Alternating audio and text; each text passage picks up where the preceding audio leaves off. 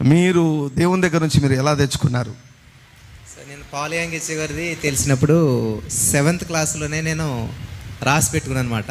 ఇంత హైట్ ఉండాలి. మీరు అన్నమ్మా, మీరు రండి పక్కన, శ్రావణి పక్కన ఇక్కడ వచ్చి నిలబడండి.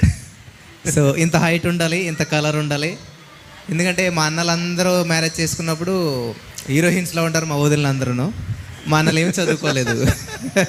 సో నేనేంటి చదువుకున్నాను, కానీ 28, 29, 30, 31, 32 సంవత్సరాలు వచ్చేసినా కూడా మ్యారేజ్ అవ్వలేదు నాకు.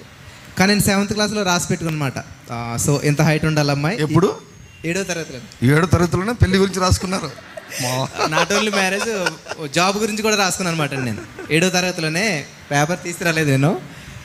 7వ తరగతిలో జాబ్ ఎలా ఉండాలంటే సండే అసలు ఇబ్బంది ఉండకూడదు నాకు. సో దేవుని నామానికి మహిమ తేవాలి. ఏ ఉద్యోగమైనా కానీ దేవుని పరిచయం చేయడానికి ఆటంకం ఉండకూడదు. ఈ పక్కన జాబు, ఈ పక్కనే వైఫ్, 2 కలిపి ఒకే పేపర్ మీద రాసి పెట్టుకుని డేట్ కూడా వేసుకున్నాను నేను దాని మీద. రోజు చేతులు ఎట్టమన్నాడు, థ్యాంక్ యూ చేసి ఇది ఇచ్చినందుకు వందనాలు. అప్పటి నుంచే నేను ఇట్లా చేసేవాడు అనమాట 7వ తరగతి నుంచి. కానీ అది 7 అంటే మనకి 12 సంవత్సరాలు ఉంటాయి. అప్పుడు 32 ఇయర్స్ అంటే 20 ఇయర్స్ తర్వాత జరిగింది మాట నాకు. అది యాజ్ డీజ్గా మా ఆవిడకి మన దొరికింది ఆ పేపరు చూసి సేమ్ అందులో చదువుకుంటుంది అనమాట. ఉన్నాయన్న ఈ క్వాలిటీస్ అన్నీ నాకు ఉన్నాయని చెప్పి. జాబు నాకు 10th క్లాస్ అయిన వెంటనే మంచి మార్క్స్ వచ్చాయని చెప్పి ఆర్టీసీలో జాబ్ వచ్చేసింది. అంత ఒక ఏమన్నారు, ఆదివారం కూడా రావాలన్నారు. ఎవడ కావాలి జాబ్, ఆదివారం వచ్చే జాబ్ అయితే నాకు వద్దని చెప్పేసి తర్వాత సెంట్రల్ గవర్నమెంట్ ఇంకే వచ్చినాయి సరే, ఎప్పుడు కూడా నేను ఆదివారం ఉంటుందంటే అది ఎన్ని లక్షలు ఇస్తారన్నా ఏదన్నా కూడా నేను అసలు ఎప్పుడు ఆ జాబ్కి నేను యాక్సెప్ట్ చేయలేదు, వెళ్ళలేదు. అలాగే ఎప్పుడైతే మా పిల్లలు కన్సీవ్ అయిన వెంటనే నేను ఇలాగా పొట్ట మీద చేసి పలికి అనమాట, మీరు ఎట్లా అవుతున్నారు, ఎట్లా అవ్వబడుతున్నారు, 3 కేజీలో పుడుతున్నారు మీరు. పుట్టిన తర్వాత మళ్ళీ మీరు అసలు హాస్పిటల్కి వెళ్ళరు, మీకు ఏ జాండీస్ కానీ ఏ వ్యాక్సిన్ ఏ సమస్య మీకు ఉండదు. ఏదైతే పలికాం మేము కరెక్ట్గా 3 కేజీలే పుట్టారు. ఇప్పుడు మాకు ఎవరైనా ఫోన్ చేస్తే మేము అదే చెప్తాం, 3 కేజీలు పుట్టినందుకు వందనాలు చెప్పండి అంటే. వాళ్ళు మొన్న యూరిన్ పాస్ అవ్వలేదని కదా, ఆ అబ్బాయి కూడా 3 కేజీలు పుట్టాడు అనమాట. మా 2 పిల్లలు 3 కేజీలు పుట్టారు, 2 హెల్తీ బేబీస్ అనమాట. సో ఇలా ఏదైతే మేము రాసి పెట్టుకున్నామో క్లారిటీగా అనమాట అన్నీ జరిగినాయి అనమాట. దేవునికి స్తోత్రం కలుగును గాక. 2 మాటలు చెప్పమ్మా, మ్యారేజ్ గురించి 2 మాటలు చెప్పండి. హల్లెలూయా.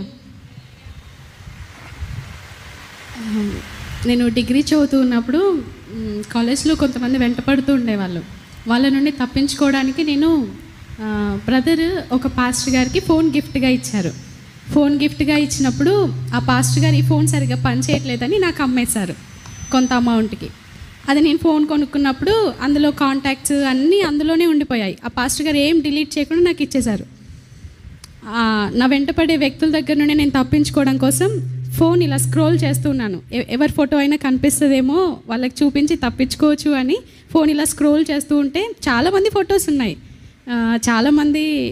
ఉన్నాయి. కానీ బ్రదర్ ఫోటో ఒకటి నాకు ఎందుకో ఓపెన్ చేయాలనిపించింది. ఐకాన్ ఓపెన్ చేసి ఇదిగో ఈ వ్యక్తితోని ఫలానా డేట్, ఫలానా టైము, ఈ నెల అని చెప్పేశాను. నాకు అసలు ఏమీ తెలీదు, అతను ఎవరో తెలీదు, అంతవరకు నేను ఎప్పుడూ చూడలేదు, నాకు పరిచయం కూడా లేదు. కానీ నేను చెప్పేశాను. దేవుడు ఆమెను అనేసాడేమో, నిజంగా అదే జరిగింది. అదే రోజున జరిగింది, అదే నెలలో జరిగింది. నేను ఏదైతే చెప్పానో అదే జరిగింది. అసలు నాకు ఏమీ తెలీదు, కానీ దేవుడు నిజంగా నేను పలుకుతున్నప్పుడే దేవుడు ఆమెను అనేసాడు. ఇంకా అదే జరిగిపోయింది.